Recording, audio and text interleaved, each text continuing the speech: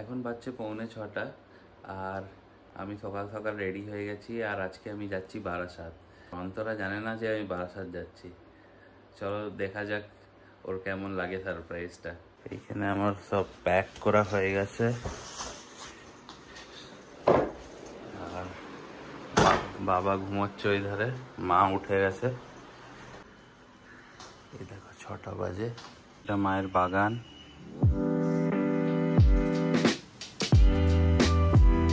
আর বেশি লেট করবো না, নাহলে আবার ট্রাফিক বেড়ে যাবে, ওই জন্যই বেসিক্যালি সকাল সকাল যাওয়া। আমি গাড়ির কাছে চলে এসেছি, 6:10, ঠিক আছে 9টা, 9:30, 10টার মধ্যে পৌঁছে যাবো।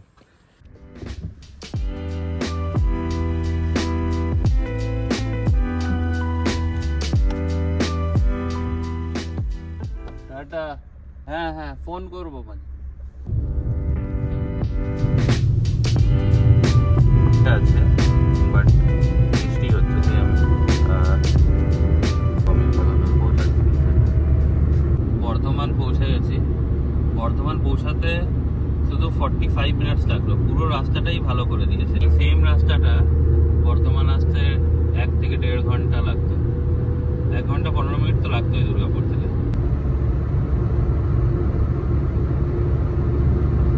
অলমোস্ট 100 কিলোমিটার তো চলেই এসছি। এরপরে খিদে পেয়ে গেছে আমার, ভাবছি ব্রেকফাস্ট করে নিই। যখনই কলকাতা যাই তখন আমি এই জায়গাটাতে দাঁড়াই জেনারেলি। এখানে রুটি আর আলু ভাজা খুব ভালো পাওয়া যায়, চাটাও খুব ভালো এখানে। দেখো এটা আমার ব্রেকফাস্ট, রুটি আলু ভাজা, পেঁয়াজ তো খাবো না, চাটনিটাও খাবো না, আর চা খাবো। দেশি breakfast, no fancy breakfast. Breakfast done আমার। এখন 7:45 ঢুকেছিলাম, 7:45 গেছিলাম ব্রেকফাস্ট করতে, আর এখন 8:10 বাজে। দেখা যাক কলকাতা কটায় পৌঁছাই। 9:30, 10টা বাজবে মনে হচ্ছে।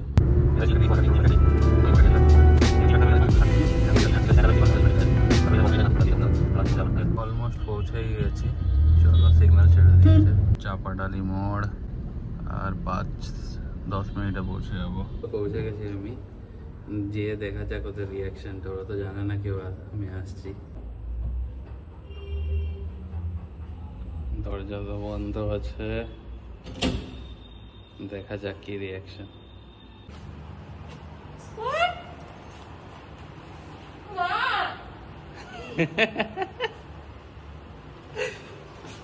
দেখি আমি রিয়াকশনটা কি। মানে ঐশীর আগমনে, তাই তো?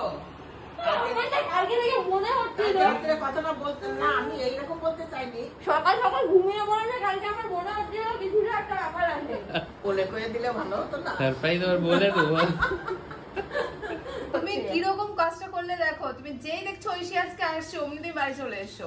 রাত্রে বলতে চেয়েছি, যখন মনের সঙ্গে কথা বলছিল, বলতে চেয়েছি যে ঐশী ব্যাঙ্গালোর থেকে চলে আসছে আর তুমি ইসের থেকে দুর্গাপুর থেকে আসতে পারছো না, এই কথাটা বলতে চেয়েছিলাম। তো ঘটে গেল এই ঘটনা। আরে আমি জুতো দেখে ভেবেছি বৃষ্টি না গিয়ে ওর জুতো।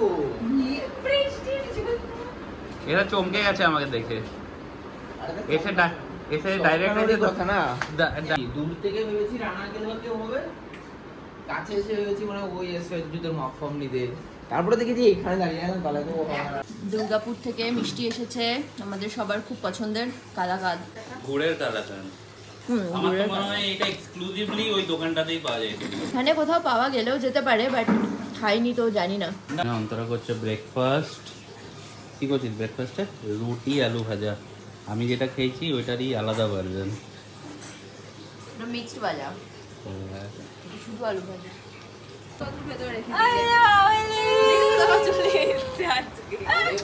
দেখছিস সকালবেলা চলে এসছে, বলা নেই। কি খবর? তাই বলছি ভাই, কোনো কার জুতো বলেনি সৌমিক তোকে? না। কি রে তোরা আমার ঘরটা পরিষ্কার করে রাখিস না? না বলে আসলে কি করে পরিষ্কার করা হবে ভাই আমার ঘর সবসময় পরিষ্কার থাকে, প্রত্যেক মাসে।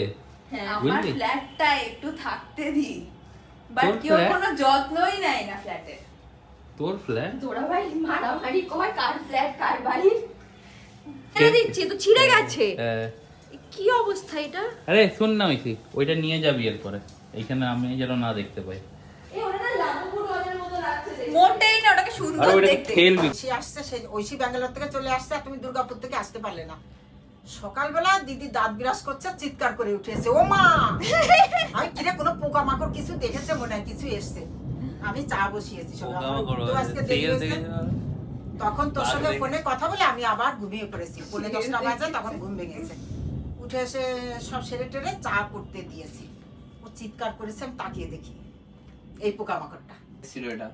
না আমি তো ভাবলাম কিন্তু করতে পারতো না, কিন্তু টাইমে আমি ঘুম থেকে উঠে ব্রাশ করছি, আর আমি মনে মনে আমার কেন জানি না মনে হচ্ছে যে তোরা দুজনে মিলে কথাটা বলে নিয়েছিস কিনা বিল্টু একবারে ডিরেক্ট দুর্গাপুর থেকে তোকে এয়ারপোর্ট থেকে নিয়ে এখানে আসবে কিনা।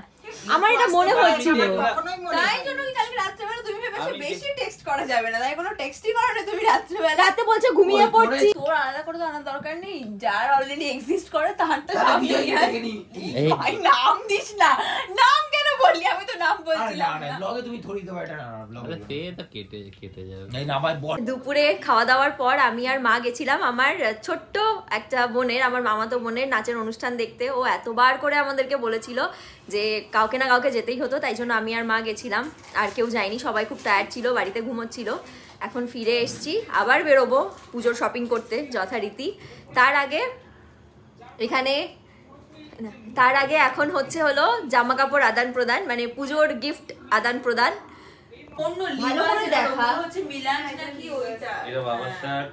বাবা এখন ঘরে নেই, তাই জন্য বাবাকে দেওয়া গেল না। এই যে এটা হলো বাবার, এটা দাদুর পাঞ্জাবি। দাদুও এখন এই ঘরে নেই, তাই পরে দেব। দুর্গাপুর থেকে বিল্টু যা কিছু নিয়ে এসেছে সেগুলো এখন যার যার জন্য যা যা এনেছে তার হাতে তুলে দেবে। আমি দাঁড়িয়ে পড়েছি। ও আচ্ছা আচ্ছা সরি।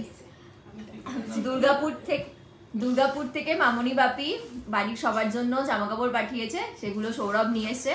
তো ওগুলোই এখনো সবাইকে দেবে। তোমাদেরকে দেখাই কার জন্য কি এনেছে।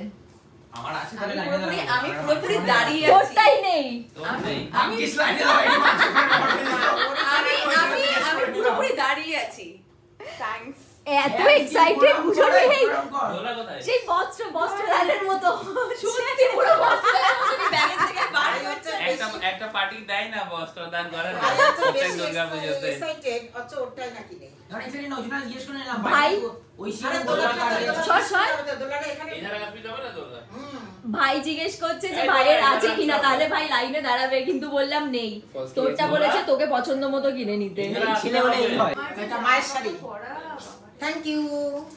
তাহলে আমার বিআইপি কে যেটা দিচ্ছ ওইটা একবার পড়ে আয়। এই দোলা কাম হিয়ার। লজ্জা লাগছে দোলা নিতে। Thank you so much. Thank you so much. পাবে হচ্ছে তাও আর মাবে। ঠিক আছে বলে দেবো ওটা। বলছি এইটা কি ওরকম? এটা বাবার আছে। হ্যাঁ আমারটার মতো। আমি আর একটাও দেখলাম না, এইটা তো ওখানে ছিল না, এটা নাকি বেরিয়ে গেল বাবা? মানে দুটো না খাওয়া পাবলিক আমার সাথে বেরিয়েছে, যাতে শুধু খাবো আর খাবো। এত খাওয়া কিসে? শুধু খাওয়া হাতারি। কলকাতায় এসছি, একটু কিছু খাবো দাবো, ঘুরবো ফিরবো, ঘুরতে ফিরতে এসছি পুজোতে। তুই ওই জন্যই এসছিস, আমাকে নিতে আসার তো কোনো কারণ নয়। না তুই ওই এই আগের মজাটা তো মিস করা যাবে না।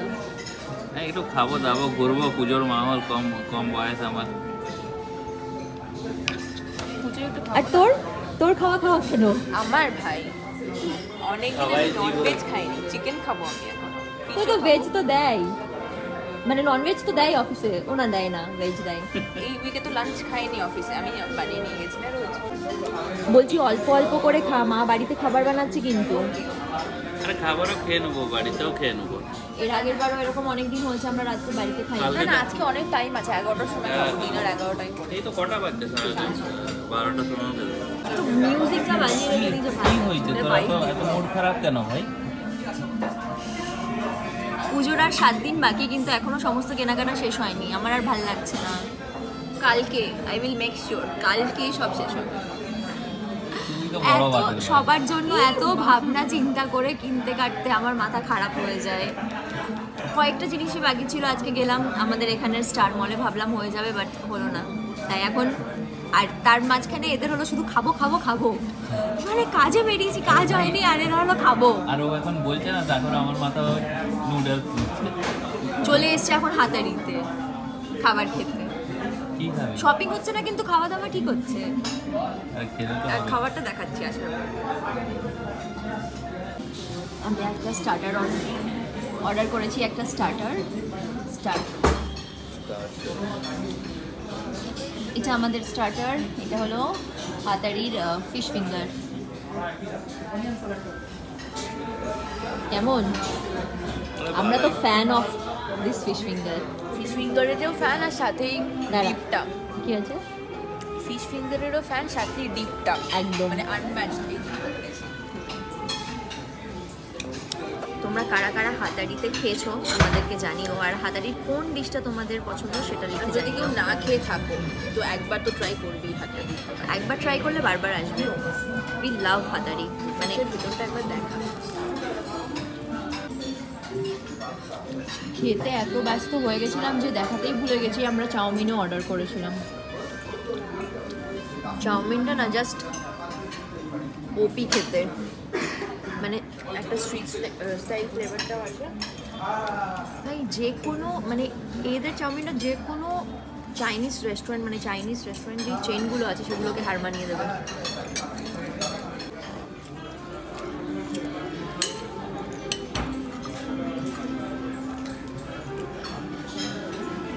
নো ফাঁকিবাজি, পুরোটাই মাছ, দারুণ খেতে।